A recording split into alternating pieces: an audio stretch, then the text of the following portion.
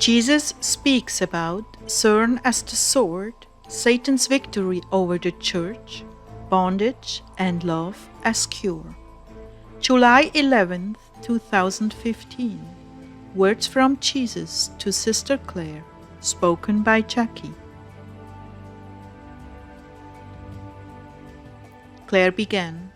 The Lord had a very interesting turn of events message for us today. He's calling for a favor from our YouTube family. He has assembled a certain group of souls together on this channel.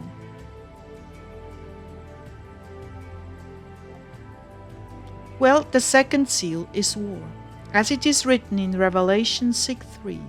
When he broke the second seal, I heard the second living creature saying, "Come." And another, a red horse, went out.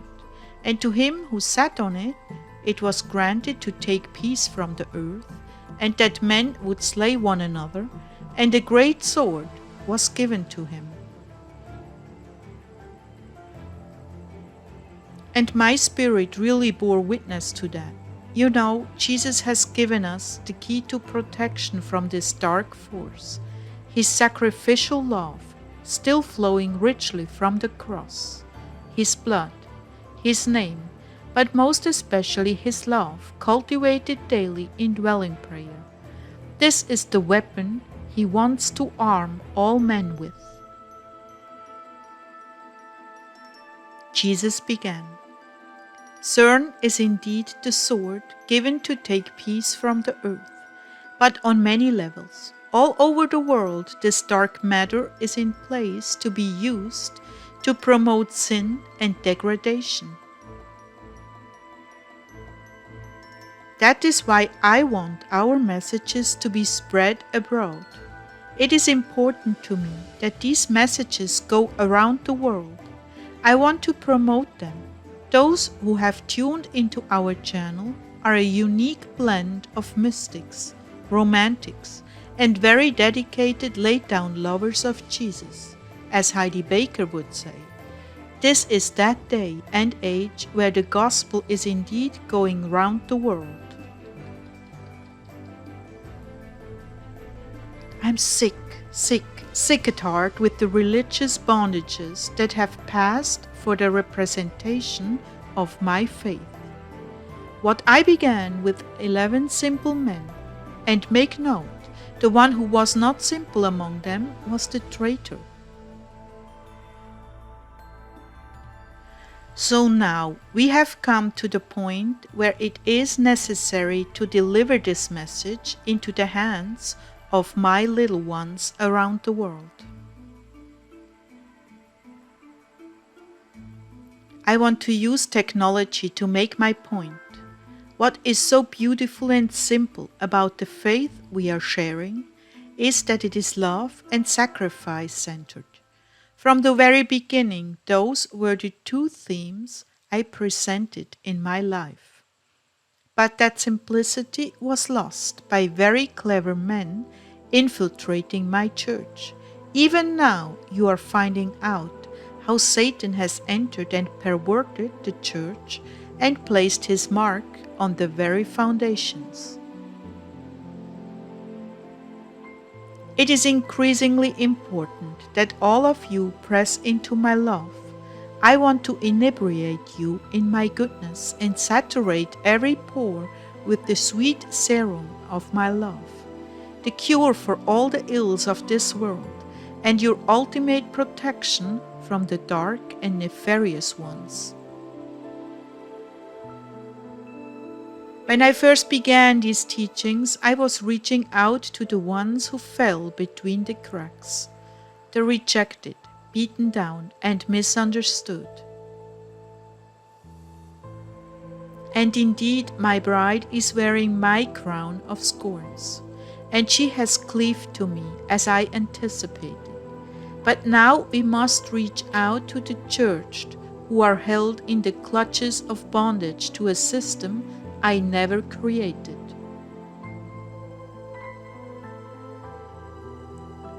Now many of my generals and lieutenants are captive in the ritual Christian culture. Mind you, I did not say simply culture. I love the cultures and the varieties of the whole earth. I gave to each their own unique flavor and purpose on this earth, and all are dear to me. I want only to infuse them with my spirit, not with social correctness and cover-ups, but with transparency and honesty, that they too have fallen short of the glory of God, not with rules and gates, but with love, seeping from every pore of their being. I wish to reach the pastors of the churches that are dying. I want them to see why I have withdrawn my miraculous presence, why people are leaving, why they are lukewarm and worn out. I want a whole new and fresh breeze of my spirit to permeate the churches, and I want to say it will not be dependent on your fasting and sacrifices. So stop talking over this. No, keep it simple. I want that pastors recognize why the people leave. They are lukewarm and worn out. This is going to be done by me, my way. You are only guiding the grace I've given you to distribute at the proper time. You needn't be anything more than you truly are. I want them to see this is not about a man and a movement. This is about my spirit and the movement to come back to my heart and dwell with me. All over the world, confusion reigns as to what I'm really all about. I want a complete and total end to that. No more shall man consider religion. No more shall man stumble in the dark looking for the truth. For I shall take up my residence within him, and he shall know the truth, and it shall set him free. I'm wanting to put a complete and total end to religion and give all of mankind nothing more than an introduction to my love and the grace I give on a daily basis to keep him walking in my love and my wisdom. For this cause, I need the cooperation of our family. I want them to begin to reach out to their brothers and sisters who are still in bondage to a denomination and call them into my arms, where I wait unconditionally to shower my love upon them, that they may emit the fragrance of my love wherever they go.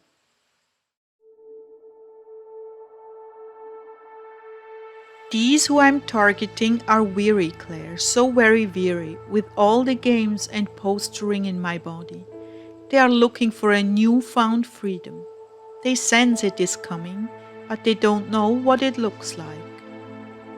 They are like the walking dead in the churches, going through the motions and expected routines, yet sick and tired to the core of the emptiness of it all.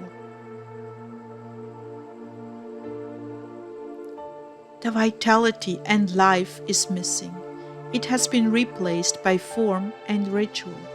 And I'm not speaking of the liturgical churches alone, not at all.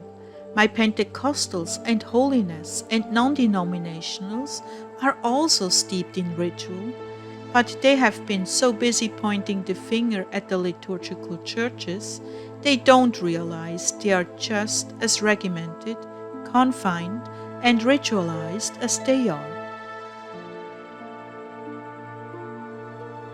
But Lord, a certain kind of form and order are necessary.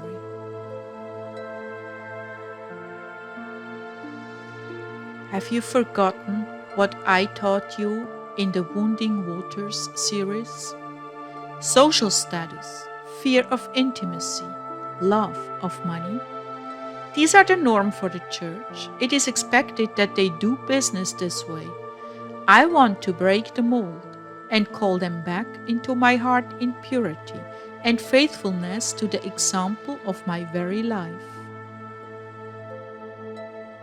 So this is the message I have today for my bride. I'm calling you out of man's heart and into mine, pure and simple, literally. I'm asking you, my brides, to begin to excite those in your church with what I've touched you with: transparency, unconditional love, and profound, unheard of intimacy with me, to carry the flame of my love forward to those who are suffering in bondage to systems. Go now and proclaim my love, calling each of the wounded back into my heart for some serious healing.